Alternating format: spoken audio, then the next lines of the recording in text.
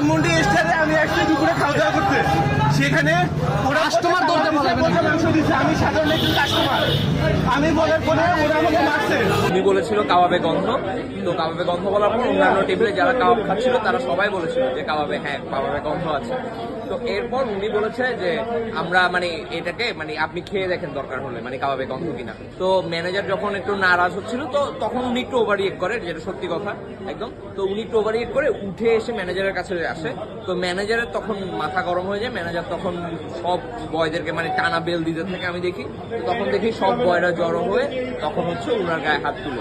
Even এরপর আমরা উনারা এই ঘটনা শেষ হওয়ার পর আমরা কিন্তু তখন সবাই মিলে প্রোটেস্ট করেছি এবং আমি বলেছি যে আচ্ছা উনি যেটা করেছে ওভাররিয়েক্ট করেছে, অবশ্যই উনি ওভাররিয়েক্ট করেছে, একটু ওভাররিয়েক্ট করে উঠে এসেছে ঠিক, কিন্তু তার মানে এই না যে একটা কাস্টমারকে সবাই মিলে জড়ো হয়ে এভাবে গায়ে হাত তুলবে, এটা কখনোই হতে পারে না। উনি ওভাররিয়েক্ট করেছে, ওটার সাথে আমরা ঠান্ডা মাথায় এটা অবশ্যই সলভ করা যেত, বাট এটা ওনারা করেনি, এটা অনেক ভুল কাজ করেছে। এবং ওনারা চলে যাওয়ার পর, ঘটনা শেষ হওয়ার পর আমরা সবাই মিলে ওইটা প্রোটেস্ট করেছিলাম।